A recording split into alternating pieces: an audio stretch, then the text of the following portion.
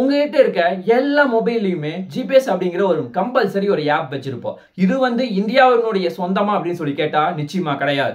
இது அமெரிக்காவினுடைய ஜிபிஎஸ் தான் யூஸ் பண்ணிட்டு இருக்கோம். இனி வருங்காலத்துல இந்தியா ஒரு முக்கியமான சேட்டலைட்டை விண்ணுக்கு அனுப்பி நம்மளும் ஓன் ஜிபிஎஸ் யூஸ் பண்ண ஆரம்பிக்க போறோம். அது எப்படி பாசிபிள் ஆக போகுது, அது என்னென்ன பிரச்சனைகள் இருக்கு, இது எல்லாத்தையுமே டீடைலா இந்த பதிவில் பார்க்க போறோம். வணக்கம் நண்பர்களே, வெல்கம் பேக் டு கோல்டு வெல் அவிசல் சேனல். வாங்க ஸ்ட்ரைட்டா டாபிக்ல போகலாம். இந்த உலகத்தில் இருக்க எல்லா டேட்டாவையுமே அமெரிக்கா தான் கண்ட்ரோல்ல வச்சிருக்கணும். லொகேஷன் எல்லா நாடுகளுக்கு ஒரு மிகப்பெரிய சேல்ஸ் நடத்தணும், வியாபாரம் நடத்தணும் அப்படிங்கிற ஒரு காரணத்துக்காக ஜிபிஎஸ் அப்படிங்கிற ஒரு முக்கியமான ஆப்பை, அதாவது ஒரு சேட்டலைட் கிடையாது, கிட்டத்தட்ட 23 சேட்டலைட்டை 1993 அனுப்புறாங்க. ஆக்சுவலா இது எதற்காகனா உலகத்தில் இருக்க எல்லாத்துக்குமே மேப்பை நம்ம இங்கிருந்து டேட்டாவை கொடுக்குறோம்.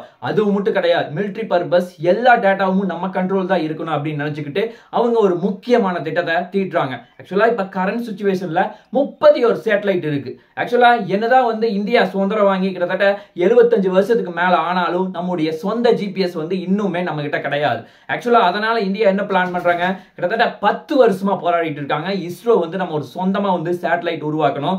சேட்டலைட் மூலமா நம்ம இந்தியாவில் இருக்க எல்லா மக்களுக்கும் ஜிபிஎஸ் நம்மளுடைய ஆப்பாவே கொடுக்கணும் அப்படின்னு சொல்லி பிளான் பண்ணிட்டு இருந்தாங்க. ஆக்சுவலா இந்த கோபம் எப்ப ஆரம்பிச்சது அப்படின்னு பார்த்தா 1999ல இந்தியாவுக்கும் பாகிஸ்தானுக்கும் ஒரு மிகப்பெரிய போர் நடந்துட்டு இருந்துச்சு. ஆக்சுவலா அந்த போர் சமயத்துல நிறைய முக்கியமான டேட்டா நமக்கு தேவைப்பட்டது. அப்ப நம்ம போய் அமெரிக்காட்ட ஹெல்ப் கேட்கும்போது அவங்க என்ன சொல்றாங்க, நாங்க உங்களுக்கான டேட்டா எது கொடுக்க முடியாது அப்படின்னு சொல்லி ஸ்ட்ரிக்ட்டா சொல்றாங்க, ரிவ்யூஸ் பண்றாங்க. அந்த இடத்துல இந்தியாவில் இருக்க இஸ்ரோவுக்கு ஒரு மிகப்பெரிய கோபம் வந்துச்சு. அப்ப ஆரம்பிச்ச புரட்சி தான் இன்னைக்கு வரைக்கும் போயிட்டு இருக்கு. அதே மாதிரியே இந்தியா இதற்காக ஃபாஸ்ட் ஃபியூ இயர்ஸா கிட்டத்தட்ட 8 முக்கியமான சேட்டலைட் அமைச்சிருக்காங்க. அதுவும் பர்டிகுலரா IRNSS அப்படின்னு சொல்லப்படக்கூடிய Indian regional navigation satellite system. இதுல கிட்டத்தட்ட IRNSS 1A 1B 1C 1D 1E 1F 1G 1I இது வரைக்கும் கிட்டத்தட்ட 8 வருஷம் தான் நம்ம சேட்டலைட் அமைச்சிருக்கோம். இதுல இன்னுமே 4 இன்னும் புவி சுற்றுப்பாதையில வெற்றிகரமா சுத்திட்டு இருக்கு. இதன் மூலமா நமக்கு நிறைய டேட்டாக்கள் நமக்கு பூமிக்கு கிடைச்சிட்டு இருக்கிறது குறிப்பிடத்தக்கது. ஆக்சுவலா இந்த IRNSS இது வரைக்கும் சேட்டலைட் அமைச்சது எல்லாமே 2 முக்கியமான வேரியண்ட்டுக்காக அமைச்சிருக்கோம். ஒன்னு இங்க பொதுமக்களுக்காக யூஸ் பண்ற ஒரு சேட்டலைட், இன்னொன்னு மிலிட்டரி பர்பஸ்க்காக யூஸ் பண்ற இன்னொரு சேட்டலைட். ஆக்சுவலா இது வரைக்கும் மிலிட்டரி பர்பஸ்க்காக இருக்க சேட்டலைட் மட்டும் தான் எல்லா பக்கம் இயங்கிட்டு இருக்கு. ஆக்சுவலா இது என்ன பண்ணுனா ஃபுல்லா லேண்ட் பார்டர்ல இருந்து சி பார்டர் வரைக்கும் எல்லா பார்டரையும் கவர் பண்ணி, அதுவும் பர்டிகுலரா நீர்மூழ்கி கப்பல் எங்க இருக்கு, போர் விமானம் எங்க இருக்கு, அதே மாதிரியே நீர்மூழ்கி கப்பல் எங்க இருக்கு, போர் விமானம் எங்க இருக்கு, விமானம் எங்க இருக்கு, இந்த மாதிரி பல டேட்டா நம்முடைய இஸ்ரோவுக்கு கொடுத்துட்டு இருக்கு. அது மட்டும் கிடையாது, ஆக்சுவலா இது இந்த இந்தியாவினுடைய ஓன் ஜிபிஎஸ் எவ்வளவு தூரம் கவர் பண்ண போகுதுன்னா நம்முடைய 1500 கிலோமீட்டர் சரௌண்டிங் மட்டும் தான் கவர் பண்ண போகுது. ஆனா அமெரிக்கா உலகம் ஃபுல்லா இருக்க எல்லா சேட்டலைட்டையும் அவங்க கவர் பண்ணிட்டு இருக்காங்க, எல்லா கண்ட்ரியுமே. இந்தியாவினுடைய நோக்கம் என்னன்னா 1500 கிலோமீட்டர் மட்டும் கவர் பண்ண போறது கிடையாது. ஃபியூச்சர்ல நம்ம நிறைய பிளான் வச்சிருக்கோம். அதாவது 3000 கிலோமீட்டர் நம்ம கவர் பண்ண வேண்டிய ஒரு கட்டாயத்தில் இருக்கும். அதுவும் பர்டிகுலரா சைனா பார்டர், பாகிஸ்தான், நேபாள், பூடான், இந்த மாதிரி எல்லா அருகில் இருக்க கண்ட்ரியுடைய பார்டரையும் நம்ம கவர் பண்ணோம் அப்படின்னுக்காக ஒரு மிகப்பெரிய முயற்சி எடுத்திருக்காங்க. ஆக்சுவலா இந்தியா இதை முக்கியமா ஃபோக்கஸ் பண்றதுக்கு காரணம், நம்ம மிலிட்டரியில ரொம்ப ஸ்ட்ரகிள் பண்றோம், நம்முடைய பாதுகாப்பு தன்மை அப்படிங்கிறது கொஞ்சம் சிரமமா இருக்கு. அந்த மாதிரி ஒரு ரீசனுக்காக தான் இந்தியா இந்த மாதிரி ஒரு முக்கியமான முடிவு எடுத்திருக்காங்க. ஆக்சுவலா உலகத்துல யூஎஸ் மட்டும் தான் இந்த மாதிரி சேட்டலைட் வச்சிருக்காங்களா ஓன் சேட்டலைட் அப்படின்னு சொல்லி கேட்டா நிச்சயமா கிடையாது. இந்தியாவோட சேர்த்து 6 முக்கியமான கண்ட்ரி சேட்டலைட் வச்சிருக்காங்க. அதுவும் பர்டிகுலரா ரஷ்யா குளோனாஸ் அப்படிங்கிற ஒரு முக்கியமான ஓன் ஜிபிஎஸ் வச்சிருக்காங்க. அதே மாதிரியே சைனா BDS அப்படின்னு சொல்லப்படக்கூடிய அந்த சேட்டலைட் வச்சிருக்காங்க. அதே மாதிரி யூரோப்பியன் யூனியன் நேவிக் அப்படிங்கிற ஒரு முக்கியமான சேட்டலைட் வச்சிருக்காங்க. அதே மாதிரியே ஜப்பான் QZSS அப்படின்னு சொல்லப்படக்கூடிய அந்த ஒரு முக்கியமான சேட்டலைட் வச்சிருக்காங்க.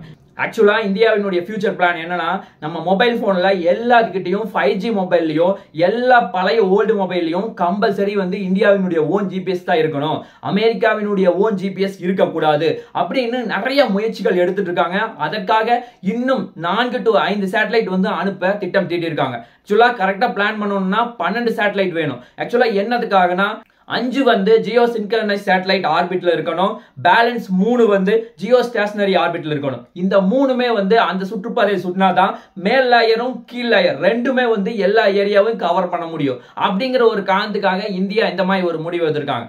ஆக்சுவலா இதனுடைய மெயின் பர்பஸ் என்னன்னா, நம்ம பர்டிகுலரா கூகுள்ல யூஸ் பண்ற எல்லா மேப் வந்து ஒரு இடத்துல இருந்து இன்னொரு இடத்துக்கு போறதுக்கு இந்த மேப் மூலமா போறதுக்கு எளிதா இருக்கும். அதே மாதிரி லொகேஷன் ஃபைண்ட் பண்றது, அதே மாதிரி டைம் டியூரேஷன் அப்படிங்கிறது ரொம்ப ரொம்ப பர்ஃபெக்ட்டா இருக்கும் அப்படின்னு சொல்றாங்க. கரெக்டா சொல்லணும்னா எவ்வளவு அப்படின்னா 5 நானோ செகண்ட்ல ரொம்ப துல்லியமா இருக்கும் அப்படின்னு சொல்லி ப்ரெடிக்ட் பண்றாங்க. ஆக்சுவலா 1 நானோ செகண்ட் அப்படிங்கிறது நம்ம 1 செகண்ட 1 பில்லியன் டைம்ஸ் ஸ்ப்ளிட் பண்ணா எவ்வளவு ஃபாஸ்டா இருக்குமோ அந்த அளவுக்கு வந்து இது ரொம்ப ஃபாஸ்டா இருக்கு அப்படின்னு சொல்லி இந்தியாவினுடைய விஞ்ஞானிகள் சொல்றாங்க.